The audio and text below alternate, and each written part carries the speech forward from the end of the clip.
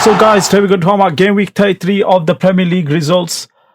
That happened obviously in midweek and obviously the weekend that football was still being played. But obviously Man City's and Arsenal's game, there was the game in hands, if you can say, because Man City's in the FA Cup and Arsenal are in the Champions League semi-final. So obviously they don't want to overstep the fixtures already as it is right now, because again, football is finishing. The season is finishing for all seasons. Not all seasons, for all football leagues. But yeah, pretty much. Let's just get into it. I don't want to waste your guys' time. Yeah, let's just start off with Brentford against Brighton. Again, not much to say. If I was predicting this game, I think I would have gone 4-1 if I'm being honest with you. But fair play to Brentford. Again, the big talking point is Wissa and Mbembu, obviously, who's had a really good breakout season for him. I think teams should look at him too, to be fair. I know Arsenal and Chelsea, even possibly Liverpool, if they want to look for an attacker in terms of on the wing. But pretty much good result for Brentford. Nothing much to say. You know how much I rate Thomas Frank, guys. Think he's a good manager, but just has really good loyalty towards Brentford. So fair play to him, and nothing much to say about this game. Crystal Palace against Bournemouth. Obviously, I will talk about the Crystal Palace Arsenal game, so I will talk about it, but let's just talk about this game. But I did watch the highlights of all these games, and I'll tell you which games I did watch, so just people don't know. But yeah, nothing much to say. It's a draw. Boring result. Though again, I think Crystal Palace are just counting them days down to the FA Cup against Aston Villa. So yeah, nothing much to say. And again, neither result hurts any team, pretty much. Everton against Man City. Okay, now this was a big game. Goodison Park, not an easy ground to go to. It's their last year. It's their actual last month in terms of Goodison Park.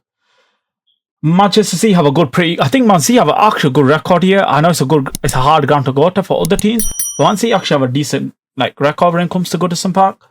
Obviously, again, O'Reilly, big goal for him. Nothing much to say. Again, it looks like it was coming towards, again, Man City dropping points. Could they be bottling it? Is capitulation starting to kick in for them? But no, the experience, the best manager in the world, Pep Guardiola, found a way. This O'Reilly kid, I've been impressed with him. I know he's a midfielder, if I know of, but he's playing left back. I might be wrong then.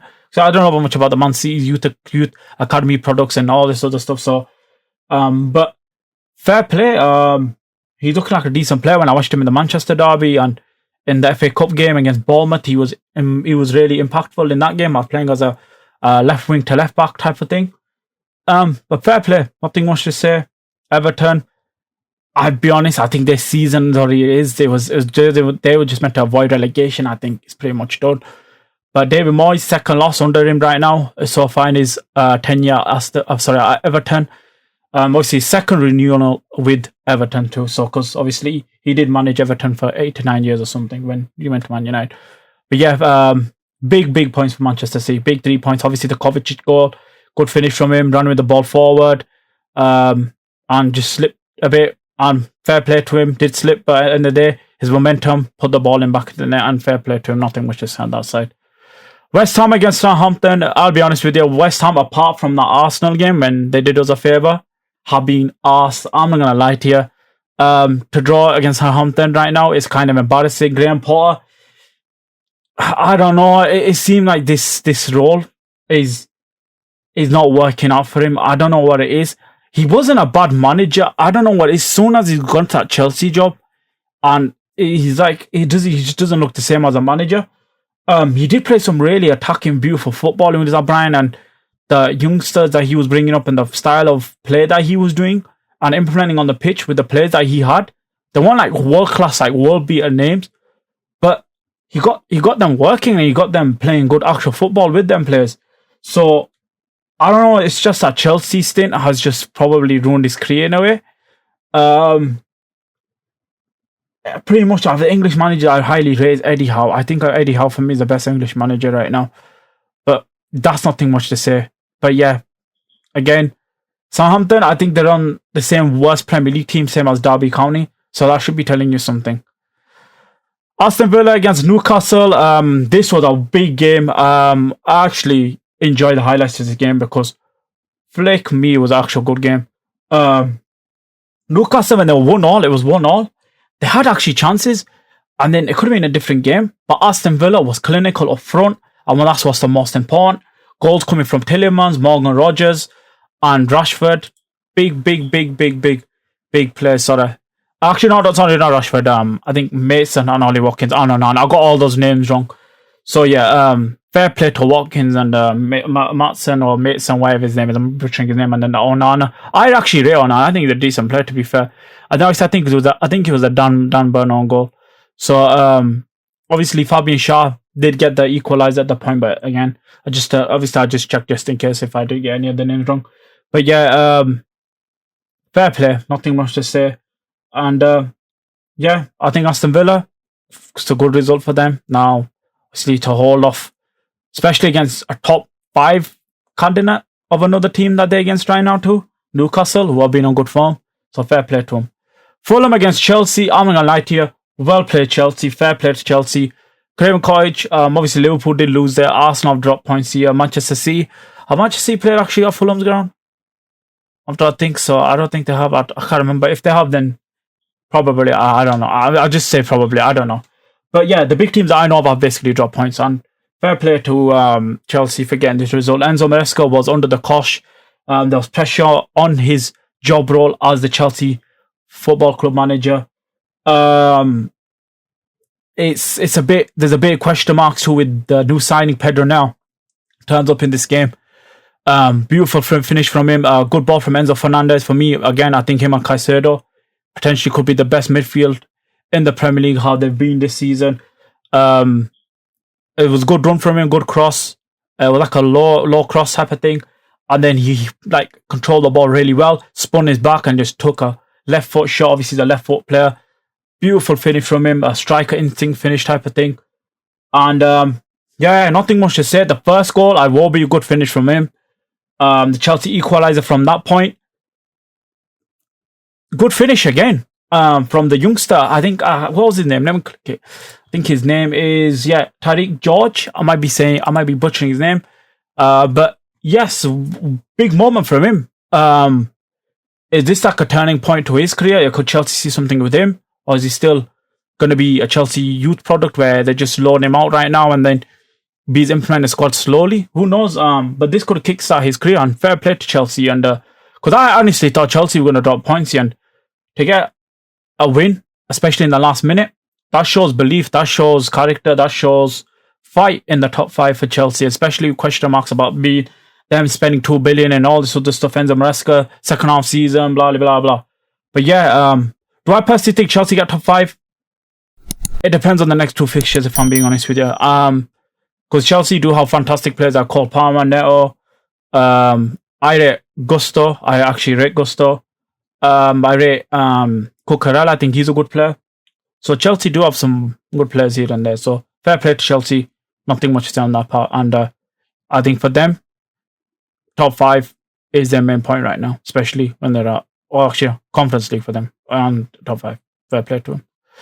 Ipswich Town against Arsenal. I'm not going to talk much about this game. Basically, if Arsenal lost this game and Liverpool beat Leicester, and I'll get into a Leicester game, Liverpool will be champions again.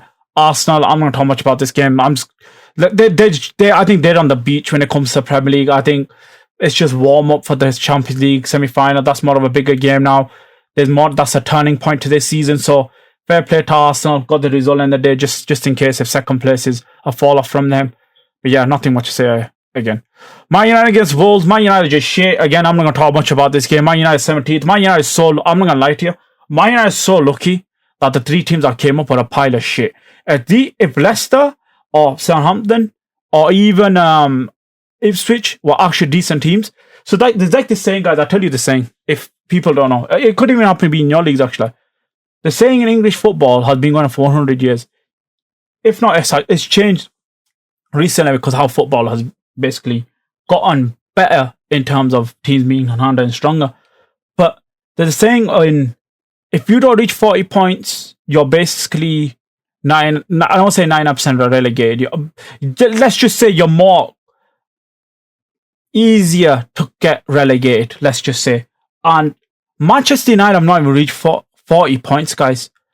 Just deep that for a sec. Man United, where are they on the table? I don't even know where they're on the table anymore. I think like 16th or 17th. Oh, no, West Ham 17th, and they're probably 16th or 15th. Man United just shit. Even the win against in the Europa League against Lyon, I know it's off topic a bit.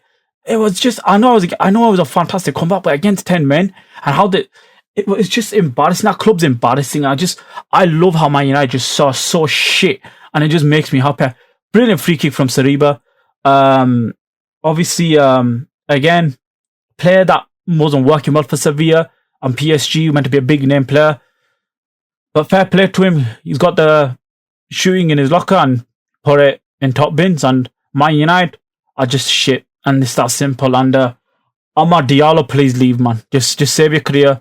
Please leave. Matheus Cunha, I've actually heard Matheus Cunha signing for don't sign for Man United. Please, just save your career. Go to Chelsea. Go to Man City. Go to Arsenal. Go to Liverpool. Go to an actual proper club that actually knows how to deal with players. And none of this shit. So yeah, fair play to Wolves and Man United. You're just shit. I'm not going to talk about you. You are just shit. Leicester against Liverpool. Again, really. No, it was. I can't lie. Liverpool did play a good game, but against Leicester, it wasn't a great. It wasn't a great perform. I don't know how to say. It was kind of weird. It's 50-50. You expect to win 4-0, and I did want us to put our elbow or knee on the last neck basically, and just show something. And Liverpool did get the 3 points. I've said it, and I said it from the start of the season. It's all about the 3 points. It's all about the results. And Liverpool did get the 3 points on the results. On the results. So nothing much to say on that side. Obviously, all the headlines are going to go to Trent, who scored the winner, took his top off and celebrated really mad. I didn't celebrate. I'm going to be honest with you. I didn't celebrate. I think he's a rat still, personally. I don't care what anyone said. I think the last time I not celebrated a Liverpool goal has been probably next to a decade, if I'm being honest to you. And I think it was something else too. I can remember. But again, it's it was Mauro Balotelli. I think it was. I think I didn't celebrate Mauro Balotelli's goal. And but it's just shit. It was just a shit performance. I think we played decent. I think Salah. It was not that much of a Salah performance, but it was pretty decent still. But thank God Conor Bradley's flicking back, man. Oh my days. I know Mavadidi. Am I saying his name right? I don't know. He was cooking Conor Bradley in a way a bit here and then. He did like a bit of a Ronaldinho skill on him, and it was a bit freaking sick. I'm not gonna lie to you. Obviously, there was a bit of a scare moment in the first half of Liverpool when Ndidi hit the post, and Liverpool had chances like with Salah. But again, this game could have been put to bed like 5-0. Again, it's just we need a creative spark. Szoboszlai, this tennis Szoboszlai, I think he needs to finish now and just get me Ryan Cherki. Ryan Cherki, I don't care. If you get me Cherki, I genuinely we need a DM just to help with Gravenberch or McAllister. And obviously Conor Bradley and Kirk Ayres, and obviously I'll talk about that. And by the way, guys, I will just in case I will make a video about Van Dijk and Salah's contracts, and I'll actually extend the video on what signings Liverpool should do. So I can't wait. I'm actually really looking forward to that video. But I'm not going to give a specific time when it's going to release, but I will talk about it. And I'll say in this probably next month, I'll say the video will probably come out. But right now, just got other things I'm working on right now. So yeah, again, Trent, gotta give my credit to him, and good finish. Keeper could have saved it. But yeah, just standard. And Liverpool need 3 more points. Actually, you know what? I'll just say 1 point because Arsenal did draw against Crystal, so I'll just say 1 point. 1 point now, just to lift the league title. And I'll be honest with you, since December, guys, I know we've won it. I'll be honest with you. I said it. I think we won the title. Even we dropped points against Aston Villa. I knew soon we win it. But yeah, nothing much to say. And Trent Alexander-Arnold, probably his last moment on last goal for Liverpool. Spurs against Nottingham Forest. I'm not going to lie to you. Spurs are just shit like Man United. Not much to talk about. Nottingham Forest, big win for them, actually. Obviously, Chris Woodward came back from injury. He was really missing for Nottingham Forest. Spurs, Ange, you know my opinion on Ange. When I heard some recent comments that he said about Liverpool and all the shit, he can do one, basically. Let's just say it like that in a polite way. Again, Nottingham Forest, again, short. Listen, I don't care what people say. It's just Spurs. End of the day, when you go to Trafford, you're still being big teams like Chelsea, Liverpool, Manchester City, even if they're not good current form. But still good win for them. Obviously Nuno, I would say could be manager of the year, getting them in the FA Cup semi-final and getting them top 4. But there was a bit of a dip going on with Nottingham Forest. I said it. One thing I'm going to say, guys, I'm going to tell you right now. Nottingham Forest cannot play this football next year with Champions League. Let me just say that again. Nottingham Forest can't play this pragmatic and systematic type of football on counters and relying on counters all the time. They need to change it up. Because if they rely on that, I think personally, they are going to be F next season. Chelsea, Liverpool, Manchester City, Arsenal, all teams are going to improve. And even Newcastle. For me, Newcastle have been probably the third best team I've probably played this season. If not the second best. But yeah, fair play to Nottingham Forest. No one expected this, so I don't want to hear anyone say, oh, this and that about Nottingham Forest. Fair play to them. Still give them credit. So yeah, nothing much to say on that side. And big points for them. Big points for them. Man City against Aston Villa. So this was a extra game or the game in hand. I think it's an extra game actually. I think it is. Is it an extra game? I think it is. It is most likely an extra game. So what is that to say, guys?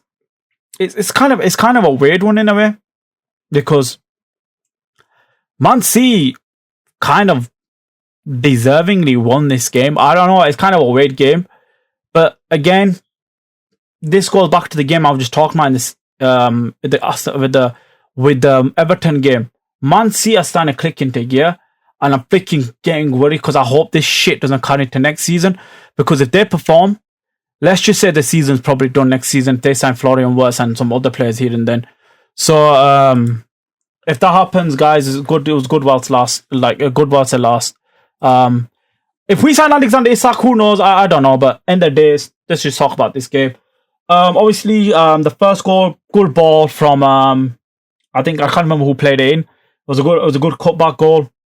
But honestly, a good finish from him. Obviously, could he be the next legend that leaves Manchester City? Goes because I'm not lying. I'm shocked that Bernardo Silva hasn't went to Barcelona. When Barcelona have been twerking for years for him, especially doing like the weather and stuff. Like said in interviews and stuff. So I'm shocked. Bernardo Silva hasn't left. And end of the day, he's a Manchester City legend. I don't like the little prick, but he's a fantastic player too, like it or not. But fair play to Bernardo Silva for the first goal. Then Marcus Rashford, for me, this guy, the chains. Have you seen that picture of the chains gift guy? If you know, they got it going on the internet. That's literally Marcus Rashford right now, and him and Antony. Rashford has the ability, has the talent. Brilliant finish from him. And then the second goal, Doku, good play from him, good run. This is what I expect from Doku when he was at Anderlecht and when he was at Rennes. I think he was at Rennes if I remember rightly. So like this is what you expected from Doku and the World Cup Doku, and why Liverpool wanted to sign, why Chelsea wanted to sign Man City was the team that signed him. So they were the three teams that were linked in him heavily. So that moment there, again, that's what Man City needed this season with their attackers. Mahrez, Sterling, even Sterling, Sane, David Silva, Bernardo Silva, Foden, these players who played on the wings, and even Gabriel Jesus were putting up GA. Guys, this is what I said, and I hate, and I'm not shitting on like these players, but the reason why I hate like when people say, oh, like the player aesthetically is pleasing, but he gets less GA. Guys, the goal of the game is to put the ball back and ask any professional footballer, what is the hardest thing to do in football is to put the ball off the back of the net. That's why I rate Erling Haaland. I've changed my opinion on Erling Haaland. I was actually not kind of rate Erling Haaland, but Erling Haaland, you know, when I think about it, it's actually really hard what he does. That's why he's the best striker, if not one of the best strikers in the world. Because scoring goals is not an easy thing. But that pass from Doku, obviously a bit of a Travella on it, and then Matis Nunes, a guy again under pressure, massive pressure. Sorry, in terms of his playing right back, but it's not his position. Signed from Wolves for 60 million. It was like this massive talks with big clubs, and he was hype around him from this coming from Sporting Academy and all this other stuff, producing good talent from the nation that he's from, and especially the league that he's from, and the team.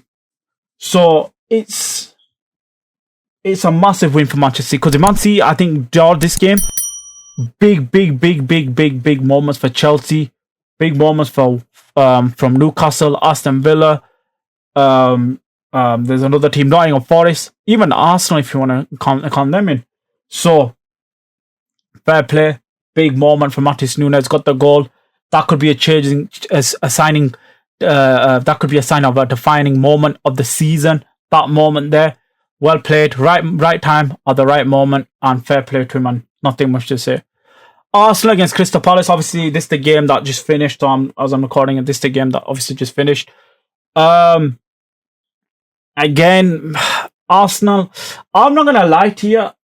I know I did say Arsenal on the beach, but they need to be careful if they're doing this stuff against PSG. I'm not lying. I think PSG are gonna kill them. I'm not gonna lie to you. But it will be a different game, different tactics too. But let's talk about this game. What do I say? I don't know. It's kind of a weird game. It's kind of really weird. Arsenal did create chances. Ateta, again, too defensive. I don't know what it is. For me, he played too much players out unnecessary to play. I know he did rest Saka and play Sterling on the right, but could have probably rested more players. Because I'll be honest with you, even if Arsenal win this game, what does it even really do? If I'm being honest with you, but again, it could be momentum, just winning breeds winning type of thing. But for me, the league was probably done in March anyway, so I think he should have rested his players since then. I mean, he was coming those stupid outlines saying I'm over my dead body shit, and it was just cringy. But again, the first goal. So let me just talk about the first goal. It was a brilliant set piece from Arsenal. Good moment from Kivia again a player that was talking about Neto and Matis Nunes and Kivia. 3 players that were massively under criticism. So good header from him, and he had a man of the match performance for me in the 2 legs against Real Madrid. He's been good, and Arsenal fans were shitting when Gabriel got injured. Obviously, for me, I said it, Gabriel Magalhaes has been the second best defender in the Premier League. Him and Van Dijk for me have been the best defenders.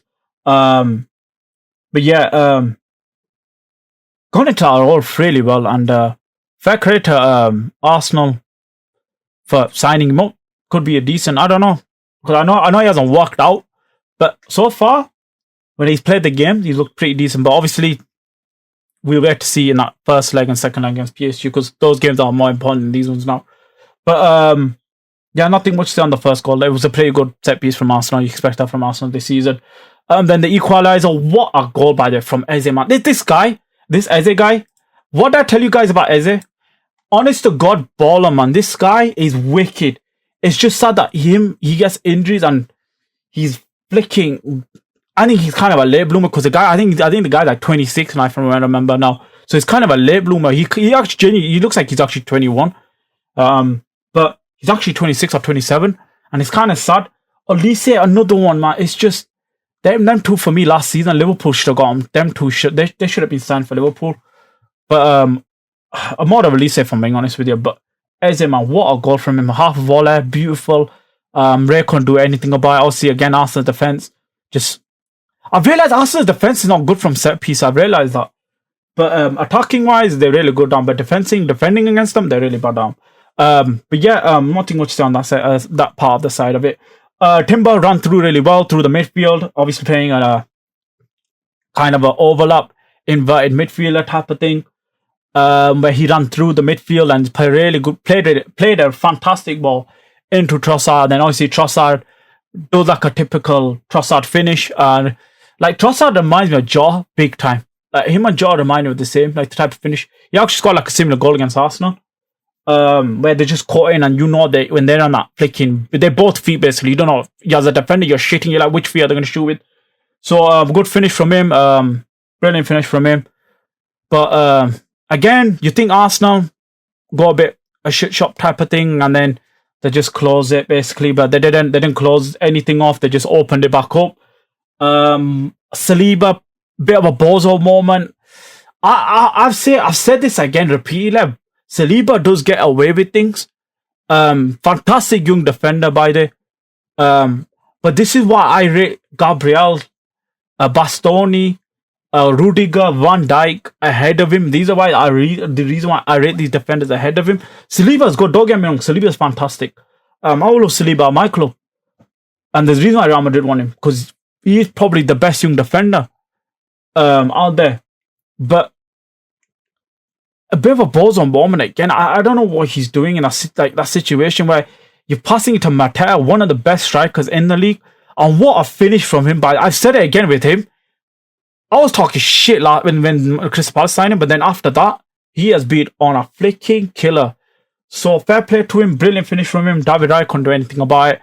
But then obviously now, 1 point, Liverpool now need on Sunday against Tottenham a half-hour kickoff. Liverpool clinched their hand on that Premier League title, and I think it's been 34 years since when they celebrated in front of fans. Obviously, Liverpool did win it in 2020, but obviously due to COVID, they couldn't celebrate in front of the fans. But Liverpool will be champions on Sunday, 100 billion%.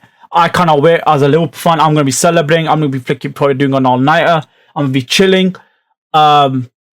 You probably see me flicking. My door will probably be gone and everything. So, guys, I'm just kind of wait. I'm going to the parade. I'm just looking forward to that day.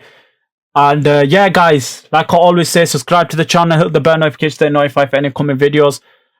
Share the video out there. Look forward to that Liverpool Van Dijk and Salah thingy contract one, and I will be doing a video on that. And in the summer, guys, I'll be doing videos. And by the way, guys, my gaming video will be coming. I will be thinking about it sooner or later, so look forward to that. Like I said, once a month, or if not, I'll do 2 videos a month on my gaming channel. But look forward to that video, guys. But yeah, pretty much stay active, stay hungry, and God bless.